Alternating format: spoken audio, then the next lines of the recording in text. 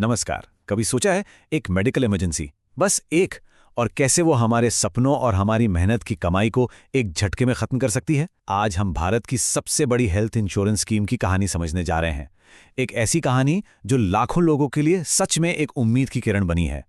ये सिर्फ एक पिता के शब्द नहीं है। ये उस डर और उस राहत की आवाज है जो करोड़ों लोग महसूस करते हैं। ये शब्द हैं सुधा के पिता के, जिनकी 12 साल की बेटी की जिंदगी इसी स्कीम की वजह से बच पाई। तो हाँ, ये कहानी सिर्फ एक परिवार की नहीं, बल्कि भारत के लाखों परिवारों की है। जरा सोचिए, अस्पताल का बस एक चक्कर और सालों की जमा पूंजी स्वाहा। ये सवाल भारत में लाखों लोगों के लिए कोई काल्पनिक सवाल नहीं है, ये उनकी रोज की एक डरावनी हकीकत है। तो सवाल ये है कि क्या इसका कोई हल है?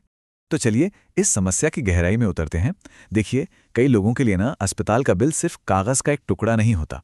ये एक ऐसा फैसला होता है जो ये तय करता है कि कोई जिएगा या नहीं।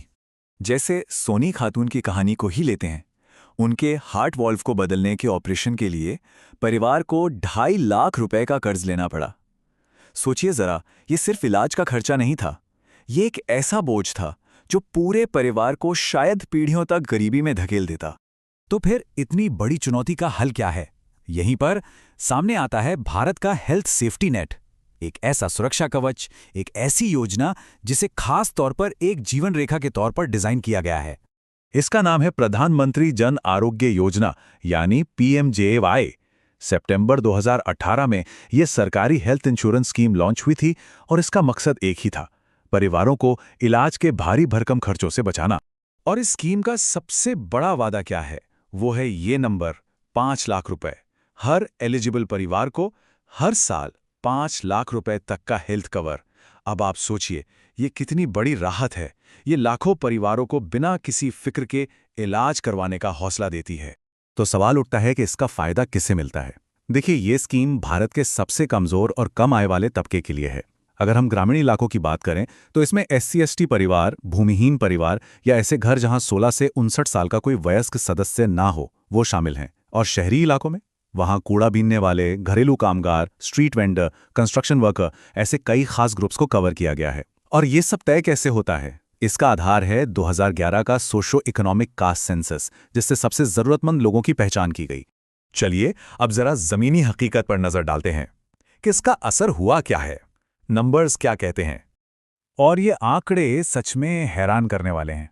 41 करोड़ से ज्यादा आयुष्मान कार्ड इशू हो चुके हैं, 9.84 करोड़ से ज्यादा बार लोग अस्पताल में भर्ती हुए और इलाज के लिए 1,40,000 करोड़ रुपए से ज्यादा की रकम मंजूर की गई है। मतलब इस योजना का जो स्केल है वो वाकई में बहुत बड़ा है। और ये ग्राफ ये दिखाता है कि स्कीम अपने सबसे बड़े मकसद में कामयाब हो रही है। लोगों का अपनी जेब से होने वाला हेल्थ पर खर्चा, जिसे आउट ऑफ पॉकेट एक्सपेंडिचर कहते हैं, वो 2015 में करीब 63% था और 2022 तक ये घटकर सिर्फ 39% पर आ गया। ये एक बहुत बड़ी कामयाबी है, इसमें कोई शक नहीं। लेकिन इन फाइनेंशियल आंकड़ों के पीछे ना एक इंसानी कहानी भी है। एक अनुमान के मुताबिक ये स्कीम हर साल करीब 6 करोड़ भारतीयों को सिर्फ इलाज के खर्च की वजह से गरीबी में जाने से रोकती है। सोचिए, 6 करोड़ जिंदगियां जो कर्ज के बोझ तले दबने से बच गईं। और इसका असर सिर्फ पैसों तक ही नहीं है। जिन राज्यों ने PMJAY लागू किया, वहां मां और बच्चे की सेहत में भी जबरदस्त सुधार देखने को मिला। जैसे इन राज्यों में शिशु मृत्यु दर में 20% की कमी आई, जबकि जिन राज्यों में ये स्कीम नहीं थी, वहां ये कमी सिर्फ 12% की थी। 5 साल से कम उम्र के बच्चों की मृत्यु दर में भी ऐसा ही फर्क दिखा। ये आंकड़े बहुत कुछ कहते हैं। लेकिन इतनी बड़ी और एम्बिशियस स्कीम में सब कुछ परफेक्ट तो नहीं हो सकता ना। तो अब जरा उन चुनौतियों की बात करते हैं जो वादे और हकीकत के बीच में खड़ी हैं। एक तरफ तो ये सच है और बहुत बड़ी सफलता है कि स्कीम ने लोगों की जेब से होने वाले खर्च में 1.25 लाख करोड़ रुपए से ज्यादा बचाए हैं। लेकिन सिक्के का दूसरा पहलू भी है। कई अस्पताल शिकायत करते हैं कि उन्हें सरकार से टाइम पर पेमेंट नहीं मिलता और ये एक बहुत बड़ी रुकावट है। जाहिर है, अगर अस्पतालों को पैसा नहीं मिलेगा तो वो मरीजों का इलाज करेंगे कैसे? एक और बड़ी चुनौती है इसका असमान अमल। मतलब पूरे देश में इसका परफॉर्मेंस एक जैसा नहीं है। एक तरफ उत्तर प्रदेश है जहां करीब 12% परिवारों को इसका लाभ मिला है, तो वहीं दूसरी तरफ कई ऐसे राज्य हैं जहां यह आंकड़ा 1% से भी कम है। ये जो फर्क है, ये एक बड़ा सवाल खड़ा करता है। और भी चुनौतियां हैं, जैसे कहीं-कहीं संसाधनों का गलत इस्तेमाल होता है, कुछ इलाकों में सही लाभार्थियों की पहचान करने में मुश्किल आती है। और हाँ, ये स्कीम ज़्यादातर अस्पताल में भर्ती होने वाले इलाज को कवर करती है। ओपीडी यानी डॉक्टर को दिखाने का खर्चा या दवाइयों का खर्चा इसमें ज़्यादा कवर नहीं होता। एक बड़ी दिलचस्प बात यह भी है कि कई बार ग्रामीण इलाकों के लोग शहरी लोगों से ज़्यादा इस स्कीम के बारे में जानते हैं। तो इन सब चुनौतियों को देखते हुए सवाल यह है कि आगे का रास्ता क्या है? ये स्कीम भविष्य के लिए खुद को कैसे तैयार कर रही है? यहाँ एक बहुत बड़ा और ज़रूरी अपडेट है। हाल ही में इस स्कीम का दायरा और बढ़ाया गया है। अब 70 साल या उससे ज़्यादा उम्र के सभी सीनियर सिटीजन, चाहे उनकी इनकम कुछ भी हो, उन्हें इस स्कीम में शामिल कर लिया गया है।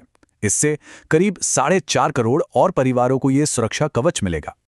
और आखिर में एक बड़ा सवाल, क्या ये योजना अपने स्केल, अपने एम्बिशन और इससे मिली सीखों के साथ दुनिया भर में यूनिवर्सल हेल्थ केयर के लिए एक ब्लूप्रिंट बन सकती है? ये एक ऐसा सवाल है जिस पर सोचना बहुत ज़रूरी है।